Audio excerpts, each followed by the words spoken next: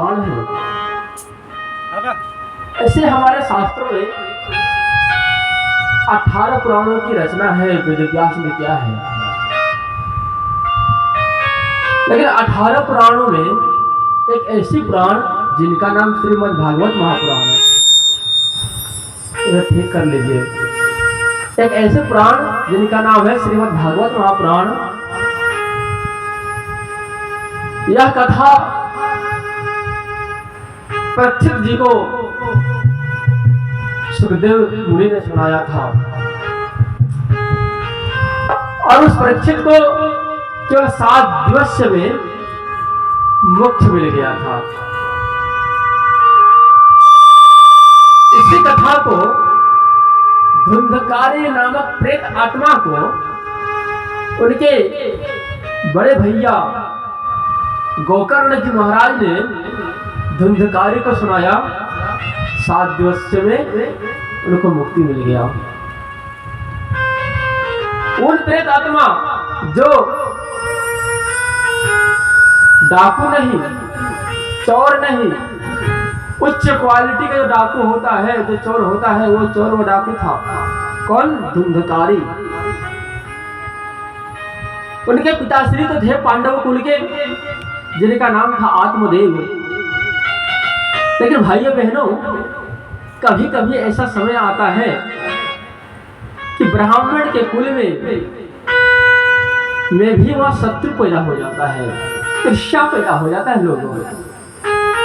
ऐसे भागवत महापुराण अनंत उल्लेख आता है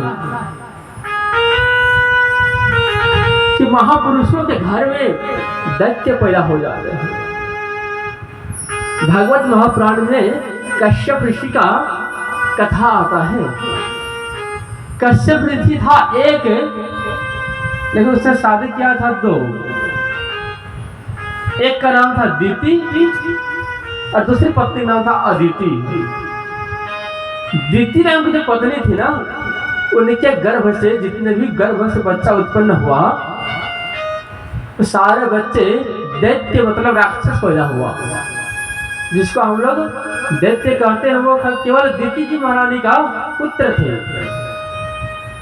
और उन्हीं कश्यप ऋषि का एक दूसरी पत्नी थी जिनका नाम था अदिति।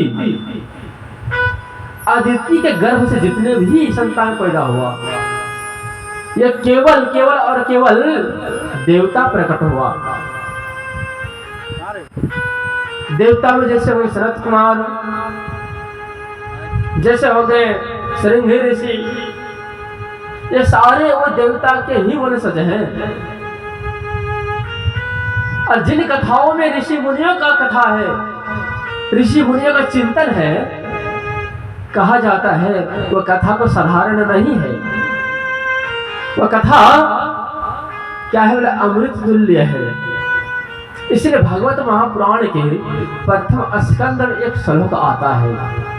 क्या आता है? कि एकम भागवतम शास्त्रम मुक्तिदानेन गर्जते। कि एकम भागवतम शास्त्रम मुक्तिदानेन गर्जते।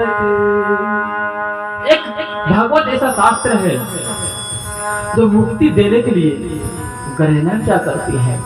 और क्या कहते हैं? बेटा तुम मेरे समीप आओ और मुक्ति लेकर के जाओ। 18 पुराणों का उलट के देखेंगे, पढ़ करके देखेंगे, स्वाध्याय करके देखेंगे, ऐसा एक भी शास्त्र में गरज करके दावे के साथ नहीं कहा है कि मेरे शरण में तुम आओ और मुक्ति लेकर के जाओ। केवल भागवत महापुराण एक ऐसी ग्रंथ है तो गरज करके कहता है बेटा तुम मेरे शरण में आओ और मुक्ति लेकर के जाओ। वैसी कथा आज इन पितरों के सामने हो रहा है। इनकी कथा अभी श्रवण करेंगे हम लोग कि भागवत कथा में पितरों को कितना महत्व दिया गया है। ये कथा सुनने से पितरों का मुक्ति होता या नहीं होता है, ये सारे सुनेंगे। इससे पहले हमारे संजय भैया से निवेदन है कि जो कार्यक्रम के बारे में आप सोचे हैं उसको कर ले। इनके बारे में फिर हम लोग कथा में प्रवेश करेंगे।